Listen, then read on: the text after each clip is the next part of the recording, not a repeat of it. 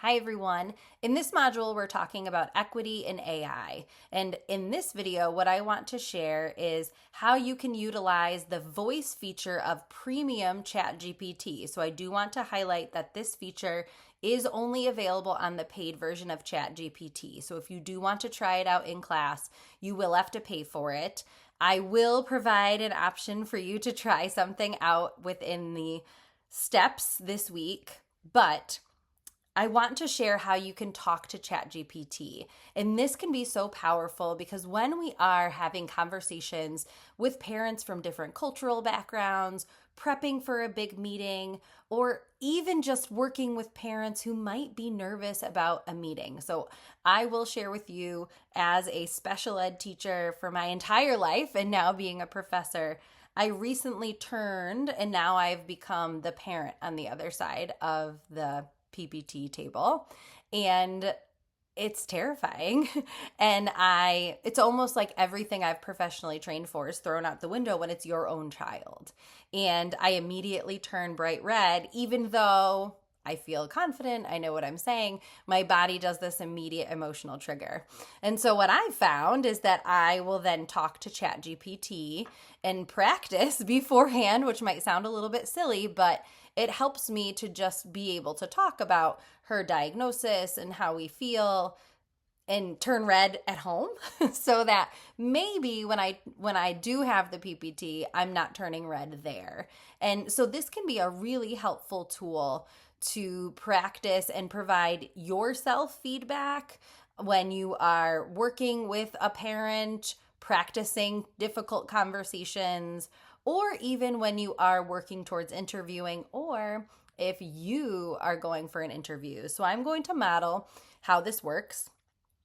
And so I'm going to open up. So this is only available on ChatGPT on the mobile device. So on the mobile device here, there is this it's a white circle with little lines, and that is the voice bot. So what I have found, especially with this newer update, I need to say to ChatGPT, role play with me. And so in this one, I'm going to prep and I'm going to say, role play with me. You are a parent of Native American descent, and I am your child's first grade teacher. You are confused about my grading system and asking me questions and getting increasingly frustrated. Then what I'm going to ask for it is provide me feedback after our conversation to improve my cultural responsiveness. And so I then now want it to give me some feedback. And so you'll see that's a long prompt. So I do find that you need to practice with these. I'm probably going to now mess it up. But you need to practice, and let's see how it goes.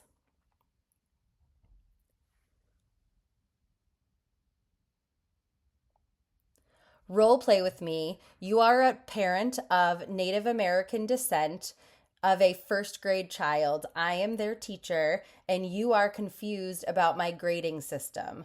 Please ask me questions and get increasingly frustrated regarding not understanding. After our conversation, please give me feedback about how I could improve my cultural responsiveness. Okay, let's get into character. Hi there.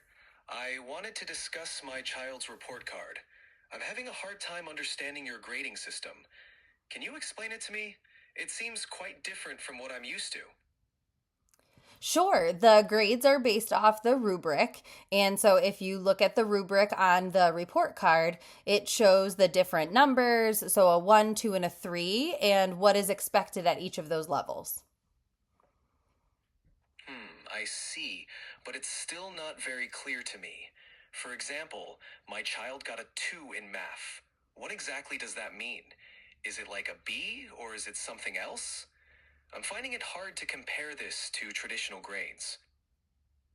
What I think is better is instead of comparing it to traditional grades, focusing just on the rubric. So focusing on what the rubric says a 2 is and what your child can and cannot do. So within that 2 category, that will tell you what your child can do. I get that, but it's still confusing. I feel like I'm missing a way to understand how well my child is doing overall. In my experience, grades were more straightforward. This rubric system feels very different, and I'm not sure how to support my child with it. Can you help me understand?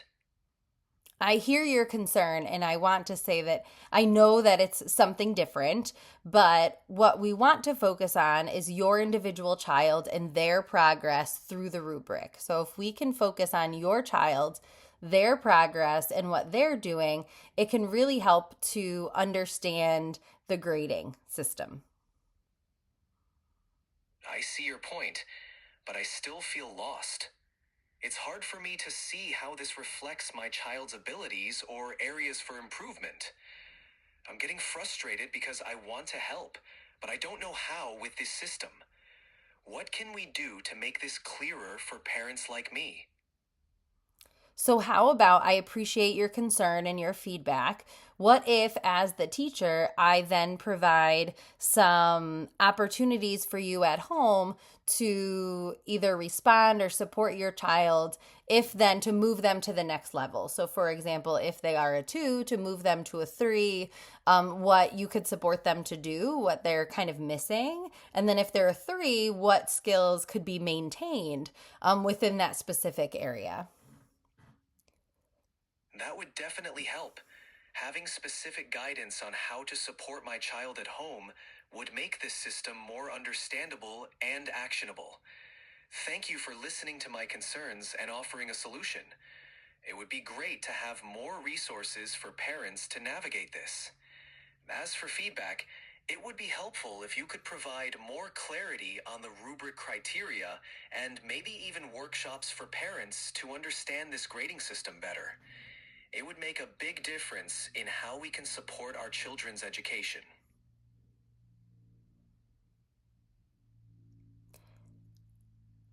You are an administrator. Give me feedback on my conversation with that parent.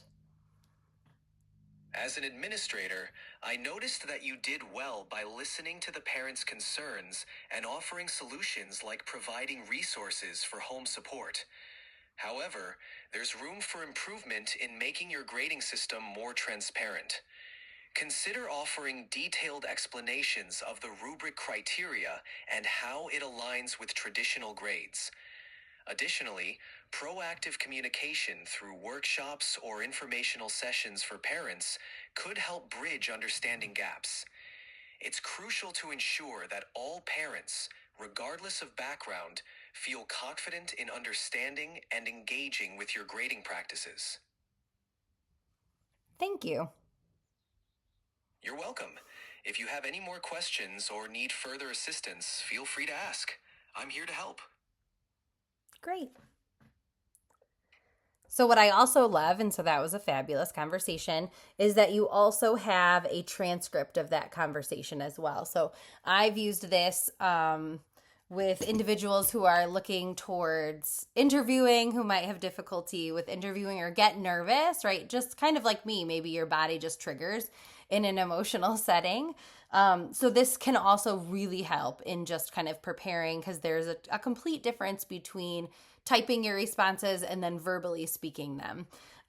So I have worked, and then I'm also going to integrate it within my class to then have students who are going into the workforce to practice interviewing utilizing ChatGPT. So if you do have access to the full version, I do encourage you use it to explore, especially with conversations with parents. And so what I'd like you to do is reflect on kind of how the use of AI and voice conversations, but also some of the other kind of character bots or some of the other GPT bots, right? How you can kind of develop a conversation or develop a character within ChatGPT.